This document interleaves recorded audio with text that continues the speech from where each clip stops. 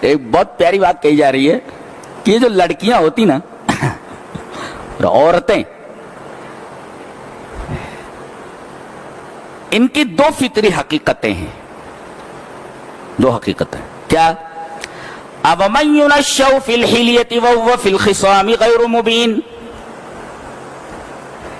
ایک تو ان کی پرورش ہی زیورات میں ہوتی ہے، ایک فطری کمزوری ہے، اور ایک ہے جب وہ بحث کرتی ہیں تو استدلال ان کا بڑا کمزور ہوتا ہے۔ یہ بتائیے، واضح کرتا ہوں اس کو۔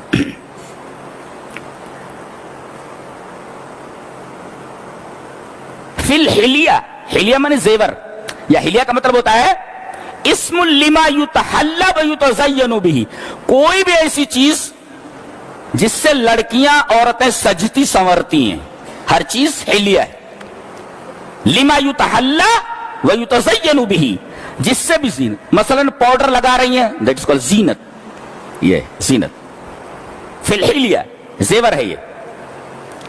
لپسٹک لگا رہی ہیں تو یہ بھی زیور ہے، اس لیے کہ اس کے ذریعے وہ مزین ہو رہی ہیں۔ لپسٹک بعض عورتیں اتنا لگا لیتی ہیں ایسا لگتا ہے جیسے کوئی بلی ٹومیٹو کیچپ کھا کر کے بھاگی ہو۔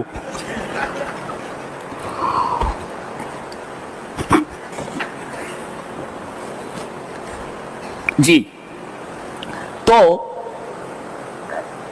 فی الحلیہ، ایک تو یہ زیورات میں پرورش پاتی ہے، اس کو سجنے سنورنے کی عادت نہیں بلکہ اس کی فطرت ہوتی ہے۔ فطرت میں ہوتا ہے سجنا اور سنورنا، سجنے اور سنورنے میں ہی اس کی پرورش ہوتی ہے۔ یونشو ینشو تتربا، اس کے اندر اس کی پرورش ہوتی ہے۔ سجنا سنورنا اس کی فطرت ہے۔ اور ایک بات بولوں، یہ اوپر سے مزید خوبصورت بننا کیوں ہوتا ہے؟ کوئی کمی ہے نا، اس کمی کو میک اپ سے پورا کیا جاتا ہے۔ میک اپ اس کمی کو جو رہ گئی ہے پورا کیا جاتا ہے، یہ ایک کمی ہے۔ اور جب بات کرتی ہے بعض عورتیں بات کرتی ہے تو دلیل نہیں پاتی تو گالیوں پہ آ جاتے، اسی گالیاں بکتی، کان سے دھواں نکلنے لگتا ہے۔ جی مردوں کی گالیاں بکتی ہوں اس لیے کہ ان کے پاس دلیل نہیں ہوتی، اور ماڈرن دور میں گالیاں تمام دلائل کے خاتمے کا اعلان۔ گالیوں پہ کو اتارا، اس کا مطلب اس کے پاس دلیل نہیں ہے، وہی کہا گیا وہ فی الخصام غیر مبین، بحث و مباحثے میں یہ سامنے والے کی دلیل کو رد نہیں کر پاتی اور نہ اپنی بات کو مکمل طور پر پیش کر پاتی ہے۔ مفسرین نے لکھا ہے یہ قاعدہ اکثری ہے، کلی نہیں ہے۔ بعض عورتیں ایسی ہوتی ہیں جو عقل میں بھی اور بولنے بھی سلیقہ گفتاری میں بھی مردوں سے کہیں بہتر ہوتی ہیں اور بڑھ کر کے ہوتی ہیں، گویا یہ قاعدہ اکثری ہے۔ بعض عورتیں میک اپ نہیں کرتی، بغیر میک اپ ہی کے وہ بہت خوبصورت دکھائی دیتی ہیں۔ جی تو یہ قاعدہ اکثری ہے، کلی نہیں۔ اللہ نے فرمایا کہ تم کہتے ہو کہ فرشتے اللہ کی بیٹیاں ہیں، یعنی اللہ کے لیے بیٹیاں، تمہارے لیے بیٹے، واہ بھائی کمال ہے۔ بولے یہ کہتے تھے کہ فرشتے اللہ کی بیٹیاں ہیں، بیٹے نہیں بولتے تھے، بیٹیاں ہیں، اس لیے کہ بیٹیوں کو پسند نہیں کرتے تھے۔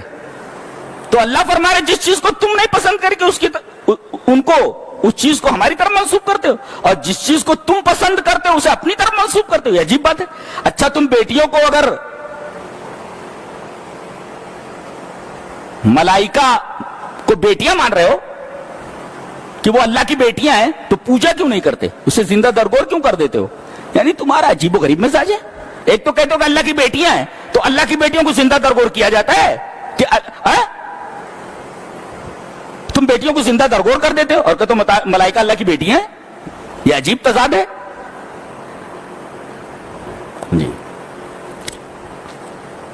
تو بعض لوگوں نے کہا ہے کہ عورتوں کے اندر یہ دونوں چیزیں اچھی چیزیں ہیں، اور بعض لوگوں نے کہا کہ یہ دونوں چیزیں اس کے نقص پر دلیل ہے، کمی ہے. دونوں باتوں میں سے کوئی ایک بات بھی لے سکتے. سجنا سنورنا کوئی بری بات تھوڑی ہے، اچھی بات ہے. اور جھگڑا کرنے پر اگر وہ سامنے والے کا منہ توڑ جواب نہ دے سکے یہ بھی اچھی بات ہے، یہ بھی اچھی بات ہے. اس کو اچھے سینس میں لے لو. اور جن لوگوں نے یہ کہا ہے کہ سجنا سنورنا یہ نقص کی دلیل ہے، اس لیے کہ کوئی کمی ہے جس کو وہ پورا کر رہی ہے نا، تو یہ نقص ہے یہ. اور اگر کسی آدمی کی دلیل کا جواب نہ دے سکے یہ بھی نقص ہے، کسی کی دلیل کو توڑ نہ سکے اور اپنی بات کو خوش اسلوبی سے رکھ نہ سکے یہ بھی ایک طریقے کا نقص ہے. لیکن میں یہ سمجھتا ہوں کہ یہاں پر عورتوں کی تعریف کی گئی ہے، ان کی تنقیص نہیں، اس لیے کہ سجنا سنورنا یہ بہت خوبصورتی کی بات ہے، بہت اچھی بات ہے. اور اسی طریقے سے سامنے والے کو منہ توڑ جواب دینا نہیں دے پاتی ہیں یہ بھی ایک اچھی بات ہے. تو اسے اچھے سنس میں لو. اموین الشو فی الحلیۃ وهو فی الخصام غیر مبین. جی